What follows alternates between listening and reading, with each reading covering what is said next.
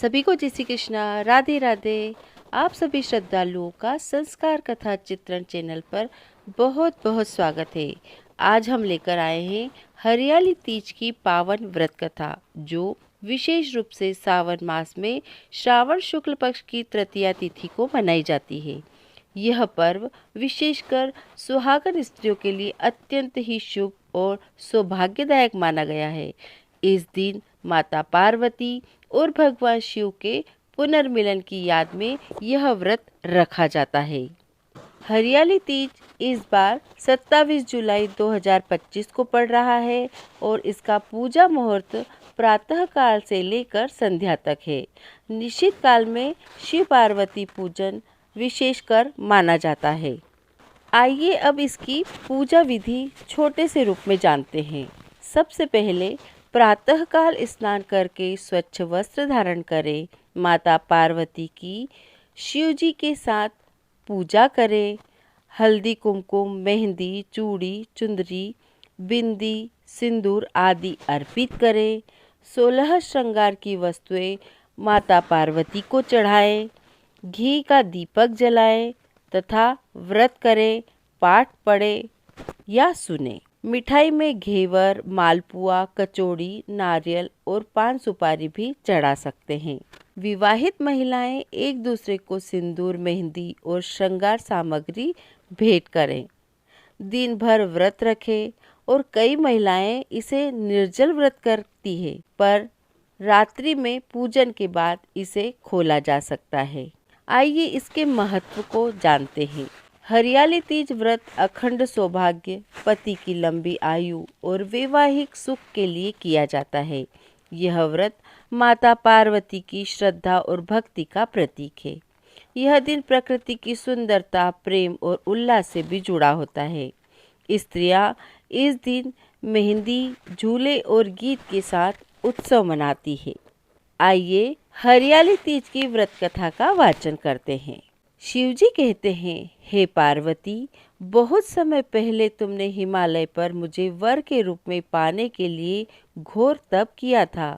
इस दौरान तुमने अन्न जल त्याग कर, सूखे पत्ते चबाकर दिन व्यतीत किए थे। किसी मौसम की परवाह किए बिना तुमने निरंतर तप किया। तुम्हारी इस स्थिति को देखकर तुम्हारे पिता बहुत दुखी थे। ऐसी स्थिति में नारद जी तुम्हारे घर पधारे।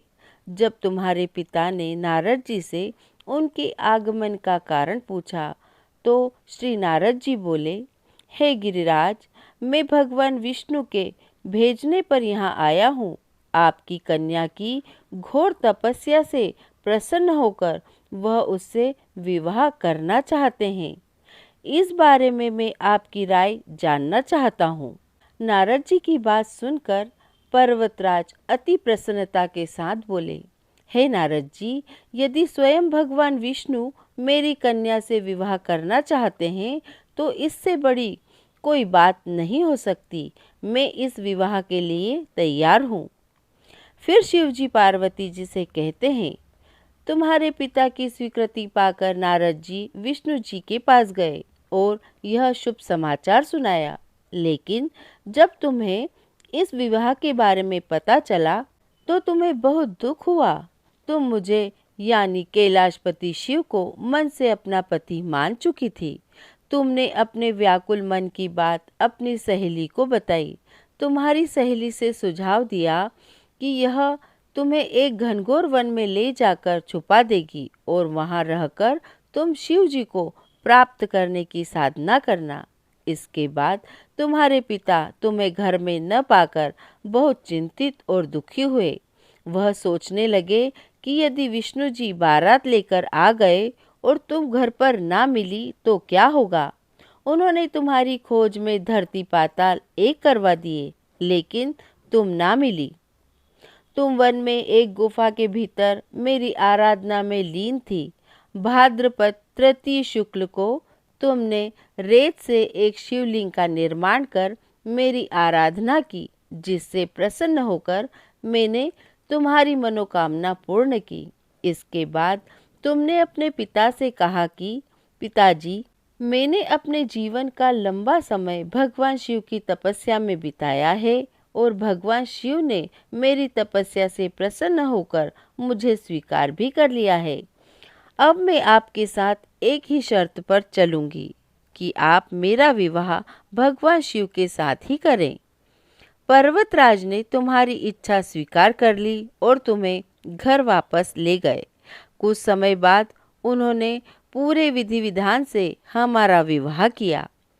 भगवान शिव ने इसके बाद कहा कि हे पार्वती, तृतीया को तुमने मेरी आराधना करके जो व्रत किया था उसी के परिणाम स्वरूप हम दोनों का विवाह संभव हो सका। इस व्रत का महत्व यह है कि मैं इस व्रत को पूर्ण निष्ठा से करने वाले प्रत्येक व्यक्ति को मनवांछित फल देता हूँ। प्रत्येक स्त्री को मनवांछित फल देता हूँ। भगवान शिव ने पार्वती जी से कहा कि इस व्रत को जो भी स्त्री पूर्ण श्रद्धा से करेगी उसे तुम्हारी तरह अचल सुहाग प्राप्त होगा। बोलिए शिव पार्वती की जय। तो इस प्रकार हरियाली तीज व्रत हमने सिखाता है कि भक्ति, श्रद्धा और नारी शक्ति से असंभव भी संभव हो सकता है।